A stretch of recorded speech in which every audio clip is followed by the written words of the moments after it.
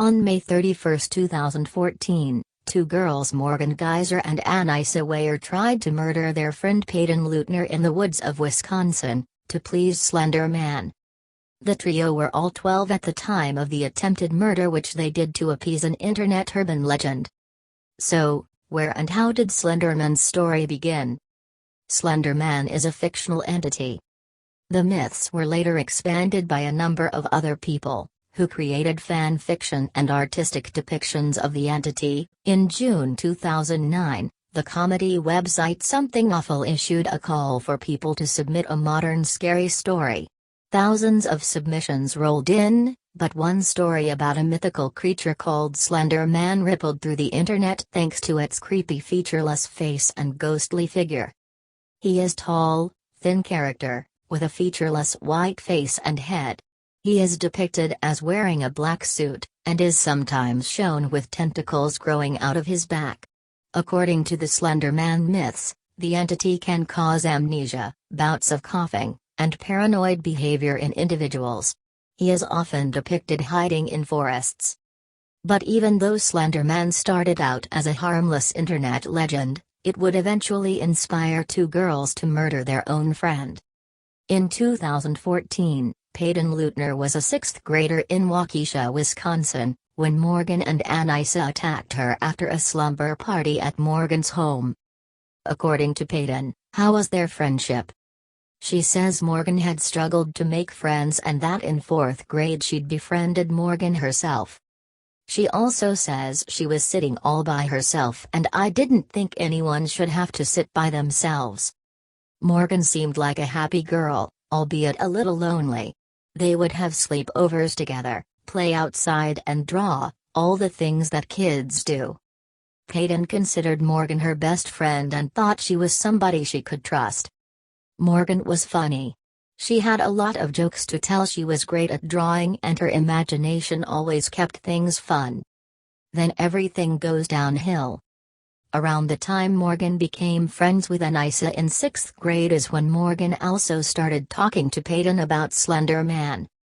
Peyton says I thought it was odd. It kind of frightened me a little bit. But I went along with it. I was supportive because I thought that's what she liked. She also says eventually, though, the fictional stories Morgan told about Slender Man, a tall, faceless creature in a suit that could use tendrils growing from his back, became too frightening. I even asked my mother whether Slender Man is real and I relieved when she told me that he wasn't. Peyton told Morgan that it scared her and that she didn't like it. But Morgan really liked it and thought it was real. Peyton even considered ending their friendship. She saw the change from 5th to 6th grade when Morgan met Anissa. That's when she was really wanting to get out of that friendship. Ultimately, however, Peyton stayed friends with Morgan. Peyton says she felt bad for her friend and didn't want her to be alone. Morgan even guilted Peyton into staying friends. Peyton's mother says Peyton was such an empathetic kid, she recognized that Morgan maybe wasn't the healthiest friendship to have. But if Peyton wasn't her friend, she wouldn't have any other friends. So, she thought everyone deserved at least one friend. As Morgan's fixation with Slender Man grew, it appeared to Peyton that Morgan's friendship with Anissa blossomed, too. Anissa lived in the same apartment complex as Morgan and rode the bus with her to school. Peyton says I didn't like Anissa at all. I just hung out with her because I knew that Morgan really loved her as a friend. But she was always cruel to me. I feel like she was jealous that Morgan was friends with me and her. She also says, I thought it was Anissa who had really convinced Morgan that Slender Man was real. Let's go back to the night before the accident. That night was Morgan's 12th birthday party. Peyton says she had no idea what the two girls had planned for her in the name of Slender Man when she arrived to Morgan's party. The trio had skated together at a local roller rink and eaten frozen yogurt before the slumber party. She adds that now that I think about that night, I realize that something was different. Because at all of our past sleepovers, Morgan always wanted to stay up all night because she could never do that at home. But on the night of the birthday party, she wanted to go to bed. Why didn't I see something? Why didn't I notice something was weird? But I'm not blaming myself at all. Because who could ever see something like this coming? Nobody. Morgan and Anissa later told investigators that they had planned to kill Peyton in her sleep that night, according to their police interviews, but then they changed the plan to kill her the next morning at a nearby park. Peyton wakes up that morning and sees that they are already gone, woken up and gone to the downstairs on the computer. So she go down with them. They had donuts and went to the park. It was Morgan's idea in the morning to go to the park, and that normally Morgan wouldn't have been allowed to go without an adult. But because she was with friends and it was her birthday party, her mother had let the three girls go on their own. Once the girls got to the park, the plan to kill Peyton changed again. Anissa told investigators that she suggested they go for a walk to play hide-and-seek in nearby woods. In the woods, as they prepared to start what Peyton thought would be a game of hide-and-seek, Anissa told Peyton to lay down and cover herself in sticks and leaves and stuff to hide. With a kitchen knife Anissa told investigators Morgan had brought from her home, Morgan repeatedly stabbed Peyton. After Morgan stabbed Peyton with the knife, she and Anissa left her alone in the woods. Injured and bleeding, Peyton did what many couldn't believe she had the strength to do. She got up, grabbed a couple trees for support. And then just walked until she hit a patch of grass where she could lay down. It was there, at the end of Big Bend Road, that a bicyclist found her and called 911. Are you still there? Yes. Hi, sir. So, are you with this 12-year-old female? Yes, she said she's having trouble breathing. She said she was stabbed multiple times. Stabbed multiple times? Yeah. Okay, sir, are you with her right now? Yes. Is she awake? She's awake. Is she breathing? Yeah, she's breathing. She said she can take shallow breaths. She's alert. Okay, stay with her. We're sending the police department. Don't hang up, okay? Oh, hold on just a minute. Don't hang up. Okay. Is there any bleeding going on? Her clothing has got blood on it. Where are the wounds? Do you see where the wounds are? No, I don't know if I should be rolling her over and checking or not. Do you know where? Okay, just stay with her and just let me know if she's conscious or alert or stops breathing or anything. Hold on, I'm going to talk to the ambulance. Police are also en route. Why don't you want to talk? And she didn't say who did this or how it happened? I don't know if she wants to be talking. I started to ask her, and then... That's okay. If she's got to save her energy, I think. Okay. Police and EMT workers arrived. She faded in and out while in the ambulance. In the hospital, her mother was with her. Her mother says, "I was telling her you're gonna be okay. It's gonna be fine," but I could see that she was covered. Her arms and her legs and her abdomen, they were covered in stab wounds. The doctors at Pro Health Waukesha Memorial Hospital performed emergency surgery and were shocked by Peyton's critical injuries. The stab wounds she'd suffered to her arms and legs had only damaged soft tissue, but the two to her torso had hit major organs. One had cut through her diaphragm, damaging her liver and stomach. The other had nearly penetrated her heart and missed a major artery by less than a millimeter. Dr. John Keelman says, if the knife had gone the width of a human hair further, she wouldn't have lived. The knife came directly down at this point where this large branch was coming off of this major artery and cut through the tissue overlying it so that the vessels were totally exposed by this injury. The knife cut through the tissue, but not the artery itself. Exactly. The knife stopped at the wall of the artery. And had it not? Had it not, she would have had a major heart attack from the amount of bleeding and probably died within a minute or two. When she awakened after 6 hours of surgery, she first started worrying about where her attackers were. She wanted to know if they were arrested or free. She was writing on the whiteboard to communicate because she couldn't speak much. She had the intubation tube in her lungs because she couldn't breathe on her own for a while. Her recovery was difficult, both physically and emotionally. Even after the attack, she was so scared that she slept in the bed with her mother so she wouldn't be alone at night. She came home after 7 days from the hospital. To this day, she sleeps with a pair of broken scissors under the pillow next to her just in case. So what happened to Morgan and Anissa, and what did they do after the attack? Around 5 hours later, Anissa and Morgan were apprehended near Interstate 94 at Steinhoffel's furniture store, after walking 4.9 miles. The knife used in the stabbing was in a bag they carried. Their goal was to meet Slenderman at his mansion, called Slender Mansion, in the Nicolet National Forest, roughly a 100-mile hike from their location.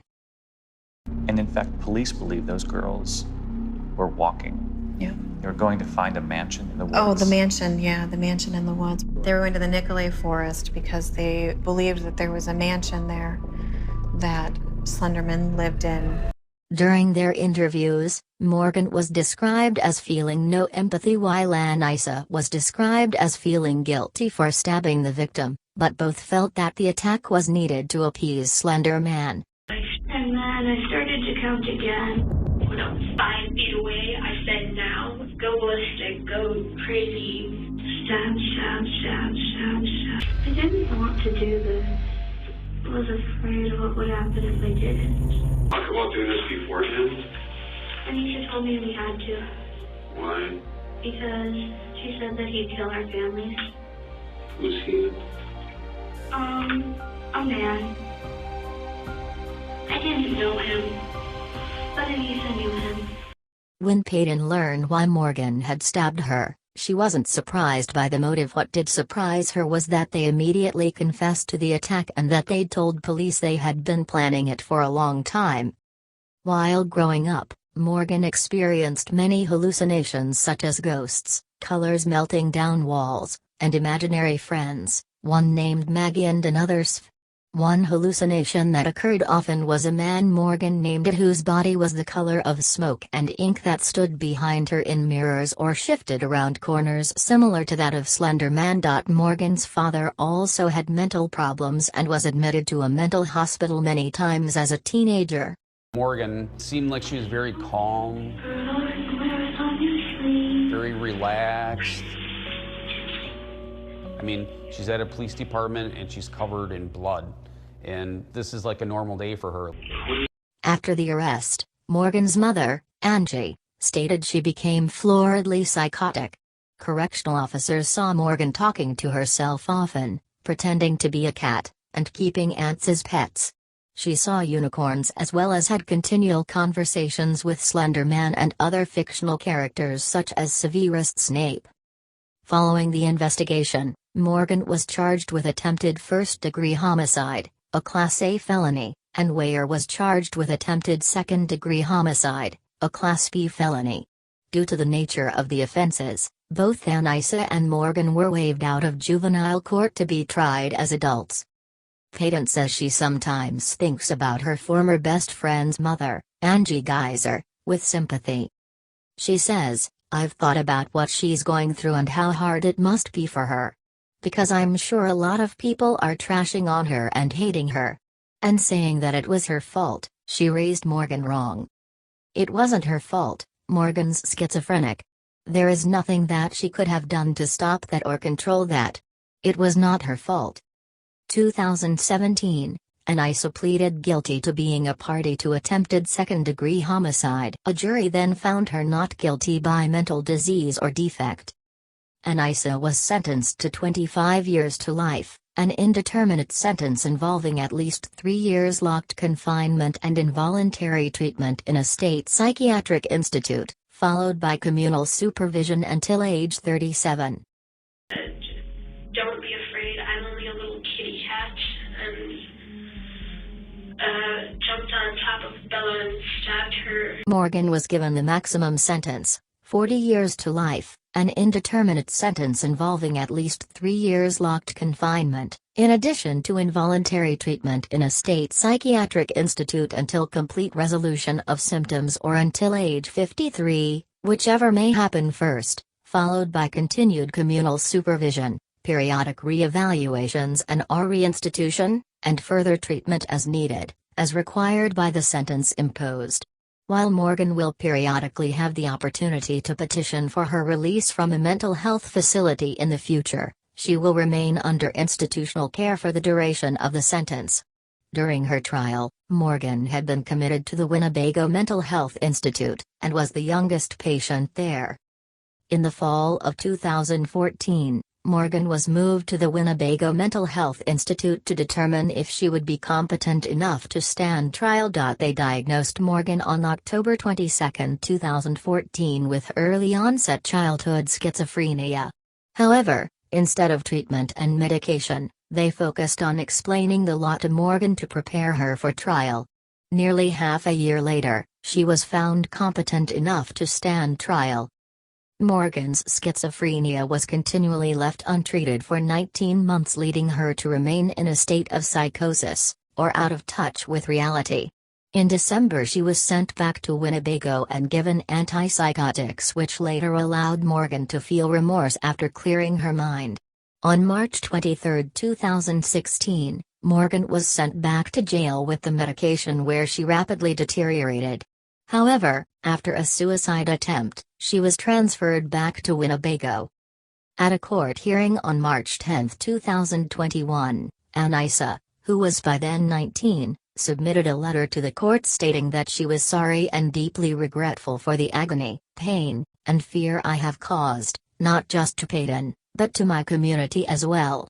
Anissa stated that, I hate my actions from May 31, 2014, but through countless hours of therapy, I no longer hate myself for them. On July 1, 2021, Waukesha County Judge Michael Boren ordered Anissa released from the Winnebago Mental Health Institute, gave state officials 60 days to draw up a conditional release plan, and required that Anissa be assigned State Department of Health Services case managers to track her progress until she is 37 years old, the length of her commitment. In 2020, an appeals court rejected Morgan's petition to be retried as a juvenile. Her attorney, Matthew Pinnox, argued that she should have been charged with attempted second-degree intentional homicide rather than first-degree, and argued that Morgan gave statements to investigators before being read her Miranda rights. He has petitioned the Supreme Court of Wisconsin to review the ruling. In early 2021, the Wisconsin Supreme Court declined to hear the appeal. On September 13, 2021, Anissa was released with multiple stipulations to include 24-hour GPS monitoring requiring her to not leave Waukesha County without permission. Anissa will also have her internet usage monitored, and will not be allowed to use any forms of social media. Anissa will also be required to take medication, and will be personally escorted to regular counseling sessions by a caseworker. She will also be required to live with her father during her probation. Peyton's family are disappointed that Anissa is being released and wish that she would have served a longer sentence. But the family has mentally prepared for this day for a long time. They are reasonably comfortable with the rules Anissa must follow after her release, which include no contact with Peyton until 2039 and GPS ankle monitoring. Peyton says doesn't ever want to see or talk to Morgan or Anissa again, and said what Morgan did was probably unforgivable. In an interview they asked Peyton what she would like Morgan to know. She said, I would probably initially thank her. I would say, just because of what she did, I have the life I have now. I really like it and I have a plan. I didn't have a plan when I was 12, and now I do because of everything that I went through. I wouldn't think that someone who went through what I did would ever say that, but that's truly how I feel. Without the whole situation, I wouldn't be who I am. To the many people who supported Peyton and sent her well wishes through the years, she says she is very grateful for all of the love and support. She now wants people to know that she is doing well and that her hope for moving forward is to put everything behind me and live my life normally. She also shared some sage advice to young people regarding bad friendships that she wished she'd known at 12 years old. Get out before something bad happens to you. Even if you're guilted into it, if you've been friends with them for years, if you feel something is bad, you need to get out while you still can. Peyton in September 2021 had moved out of Waukesha County, and currently attends an undisclosed college as a sophomore student. Documentary film on the incident called Beware the Slenderman was released by HBO Films in March 2016, and was broadcast on HBO on January 23, 2017. A season 16 episode of Law & Order, Special Victims Unit, titled Glasgowman's Wrath, is loosely based on the event. The Criminal Minds episode The Tall Man was also inspired by this story. On October 14, 2018, a movie inspired by the Slender Man stabbing called Terror in the Woods aired on Lifetime. On March 31, 2019, another movie inspired by the Slender Man stabbing titled Mercy Black, starring Daniela Pineda, was released on Netflix. Hey, if you enjoy the story, please subscribe to the channel. Thank you so much.